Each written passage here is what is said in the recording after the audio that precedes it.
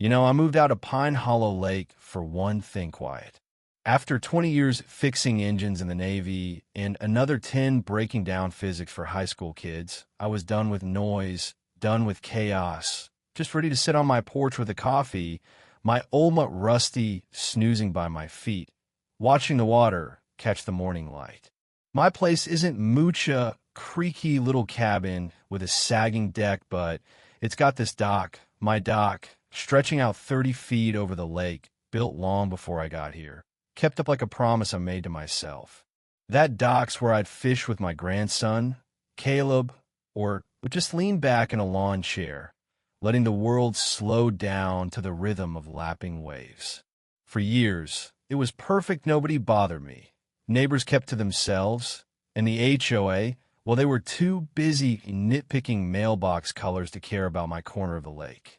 Then Linda Harper showed up, and let me tell you, she carried her HOA clipboard like it was a loaded gun. Linda rolled into the neighborhood like a storm cloud with a perm-sharp bob, always in those crisp white blouses, barking orders through a Bluetooth headset like she was running a corporate takeover, not a lakeside HOA. Within weeks, she'd bullied her way into the president's seat, unopposed because folks like me didn't bother voting me bad. I'll own that. At first, she stuck to petty stuff, letters about unmowed lawns, fines for trash cans left out past Tuesday.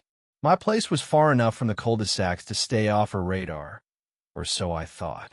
My deed was ironclad lake access, dock rights, all backed by county record from '79. I checked it twice when I bought the place, crossed every T. But Linda didn't care about deeds or facts, she cared about control. It started small. One morning, I'm out on the dock with Rusty, sipping coffee, when I spot her gray SUV idling at the end of my driveway. Rusty gives a half-hearted woof, then flops back down, but I feel this prickle like I'm being watched. The SUV lingers, then peels off. A few days later, a letter shows up from some lakefront oversight committee, news to me, since no such thing existed last I checked. It claimed my dock was encroaching on communal shoreline and demanded I file for usage approval or face fines. Fines! For a dock older than half the houses here. I crumpled it up, tossed it in the bin, figured that was the end of it. Nope. Linda started circling, walking her yappy little dog by the lake, snapping pictures of my dock from every angle. Once even standing across the water, staring for a solid 20 minutes like she was plotting a siege. I kept my cool, sanding down a rail, earbuds in, pretending she wasn't there. Then the emails came polite at first. All, "Dear Mr. Dawson, we value your cooperation in maintaining community standards," but each one got pushier, calling my dock an unauthorized structure on shared space. Shared space. My Ask the County survey showed my lot stretched 15 feet past the dock's end, clear as day. I dug out the paperwork, double-checked the records, even called the county to confirm. My dock was grandfathered in, untouchable. But Linda wasn't playing by rules. She was playing for power. One afternoon, I'm trimming bushes when I see her on my dock past the locked gate, which she must have climbed over, standing there like she owned it, snapping photos. "Hey," I called down, "that's private property." She spun around, flashing this fake smile, waving like we're old pals. "Oh, just documenting for compliance, Mr. Dawson." "Get off my dock," I said, voice steady but hard. "I'm authorized by the board," she chirped, standard procedure. "One more step, and I'm calling it trespassing." She froze, sizing me up, then sauntered off, but not before clicking one last picture off me of Rusty who knows. That night, I made calls me lawyer, Mike, and a county registrar. I wasn't messing around anymore. I pulled out every document. Deed, surveys, photos from '95, even a letter from the old owner about the dock's upkeep. I scanned it all, backed it up, felt that old Navy focus kicking in odd anger, but something sharper like lining up a shot. Linda thought she could steamroll me, some old retiree who'd roll over. She had no idea who she was poking. Things went quiet for a bit, like the calm before a squall. I kept busy repainting the dock, tightening bolts, checking the water line after spring rains. Then one morning, I walk out with my coffee, and there she's again in my dock, phone up, filming like she's Spielberg. Her heels click on the planks, blouse flapping in a breeze, and she's narrating some nonsense about shoreline violations. I didn't yell this time. I walked down, Rusty trailing me, feeling this heat not rage, but precision like I was back in a control room. "Linda," I said, "you're trespassing." She barely glanced over. "Just documenting for the board's compliance meeting, Mr. Dawson." "There's no meeting," I shot back. "Oh, there will be," she said, smirking, tapping her screen. "We've had complaints." "From who?" "You." I pulled out my phone, snapped a picture of her standing there, bold as brass. Her face twitched, just for a second, and I knew I'd hit something. She stepped off, marched to her SU park half on my grass, mind UN peeled out. That night, I filed a trespassing report with the sheriff, timestamp photo and all. I didn't expect much, just wanted it on record. Then the HOA letters hit 3 in one day. First, a $600 fine for an unregistered structure. Second, a cease-use order banning me from my own dock until some vague environmental review. Third, a bill for $250 in cumulative penalties. I sat there, staring at the papers, thinking she's really doing this. I called Mike. He laughed when he saw the letters. "She's got nothing," he said, scanning my surveys. "Your dock's cleaner than a whistle. She's just hoping you'll crack." He suggested a cease and desist letter to Linda, not the HOA.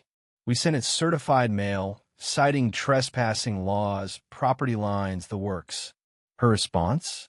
A letter from the Pine Hollow Lake Preservation Task Force, a group she invented, with her as chair in Comic Sans, no less. It babbled about erosion risks and resident concerns. I installed a motion sensor camera the next day. Sure enough, a week later, 6:15 a.m., my phone pings. There's Linda, clipboard in hand, strutting down my dock like it's her catwalk. She bends down, tacks a laminated sign to a post. Pending review. Do not use. I'm down there in minutes, yanking it off, shouting, "What the hell is this?" She's already halfway to her SUV, calling back. "You'll hear from us soon, Mr. Dawson." I'm fuming, but I keep it together. Years in the Navy taught me you don't win by yelling. Then it happened. One morning, I hear gravel crunching louder than usual. I look out, and Linda's SUV is rolling down the slope toward my dock, engine humming, no one inside. She's out front, filming again, oblivious, muttering about violations. I yell, "Linda, your car." She doesn't hear me. The SUV lurches, tires hitting the dock's edge, wood groaning under the weight. She spins around, eyes wide, and sprints to the door locked. She's fumbling with her keys, screaming, "No, no, no," as the front end dips, then plunges into the lake with a massive splash. Water sprays, papers float, her clipboard sinks. She's knee-deep in the shallows, mascara streaking, shrieking, "This is your fault. This dock shouldn't be here." I grab Rusty's collar, step back, and call 911. "Vehicle in the lake at 112 Lakeview Trail," I say, calm as I can. "Driver's safe, but it's sinking." The fire department shows up, then the sheriff, then a tow crew, and half the neighborhood. Phones out, whispering. Linda's wrapped in a blanket, ranting to a deputy about unsafe structures. I hand over the camera footage every second of her leaving the car in neutral, walking onto my dock, the whole disaster. The deputy nods. This helps. They haul her SUV out, water gushing, algae clinging to the bumper. It's a wreck, and so's her pride. The fallout was fast. Neighbors started talking about Linda's fines, her threats, her power trips. The county sent 2 guys to verify my property line. They handed me a stamped letter confirming the dock was mine, no question. I mailed copies to the HOA.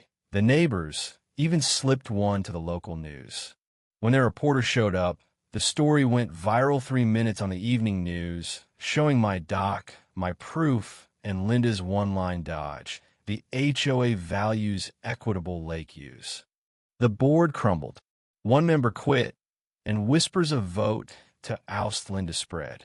Then came her last playa letter from her lawyer, claiming I owed $15,000 for her car, saying my unsafe dock caused it. I sent it to Mike, who laughed so hard he nearly choked. We filed a counterclaim harassment, defamation, the works, backed by videos, witness statements, every letter she'd sent.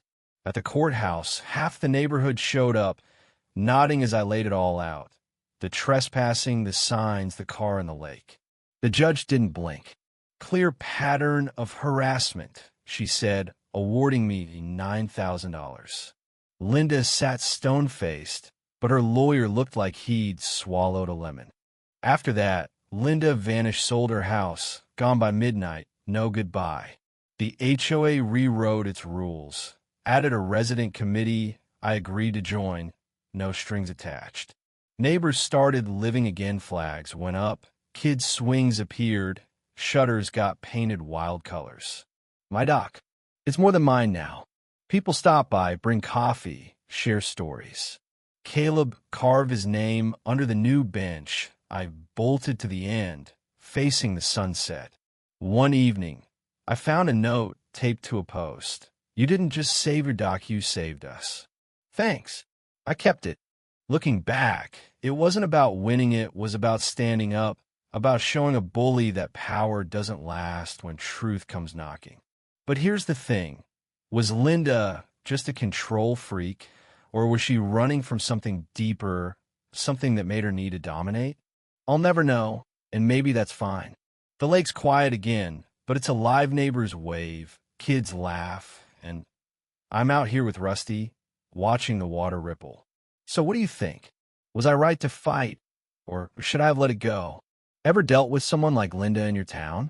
Drop a comment. Share your story. I am all ears.